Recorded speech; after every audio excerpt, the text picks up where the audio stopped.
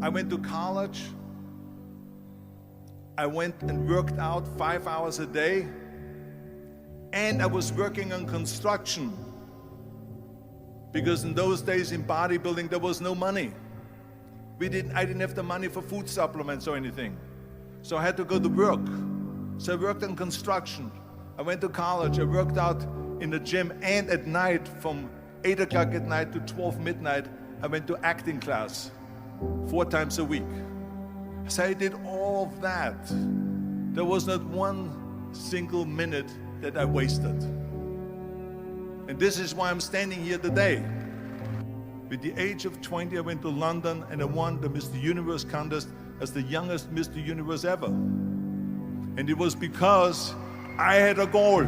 You see, if you don't have a vision of where you go, and if you don't have a goal where you go, you drift around and you never end up anywhere. 74% hate their job in America. The majority of people don't like what they're doing, because they're really not doing it because they didn't have a goal and they followed this goal.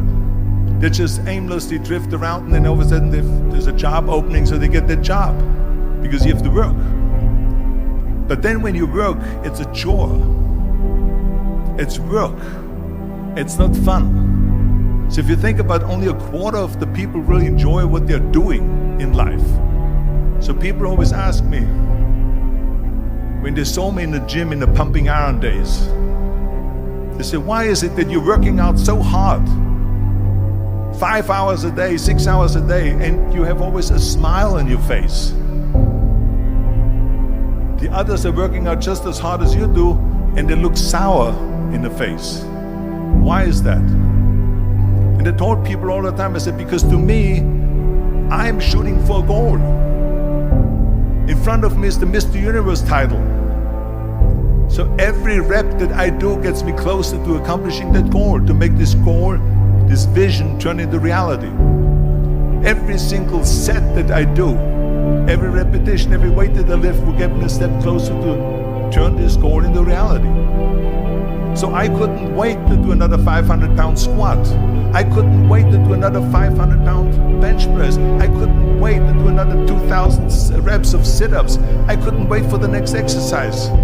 So let me tell you something, visualizing your goal and going after it makes it fun. You got to have a purpose. No matter what you do in life, you got to have a purpose. And Muhammad Ali worked his butt off, and I saw it firsthand. And I remember that there was a sports writer that was there in the gym when he was working out, and he was doing sit-ups. And they asked him, how many sit-ups do you do? And he said, I don't start counting until it hurts. Now think about that. He doesn't start counting his sit-ups until he feels pain.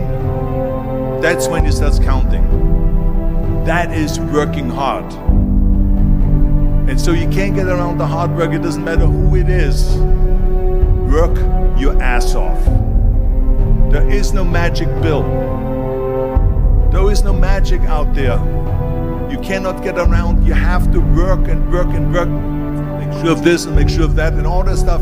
So it's work.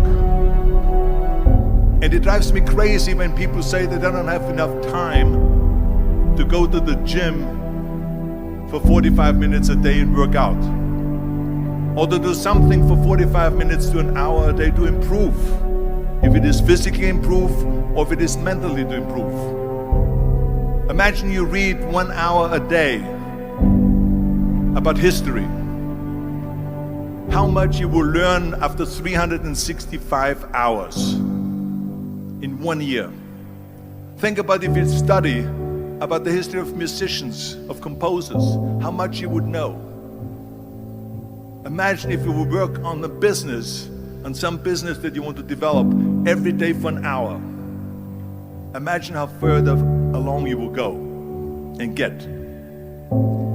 So it drives me nuts, because when people say we don't have the time, we have 24 hours a day. We sleep 6 hours a day. So that gives you still 18 hours.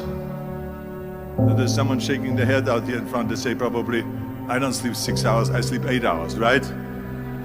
Or just sleep faster. So we have 18 hours a day. The average person works around 8 to 10 hours. So let's assume it's 10 hours, so we have 8 hours left. Then you travel around an hour a day, maybe 2 hours a day. So now you have still 6 hours left. So what do you do with the 6 hours? What do you do with the 6 hours? Then we eat a little bit, then we schmooze a little bit, talk a little bit to people and all that stuff. But you can see how much time there is available if you organize your day. So you got to work hard.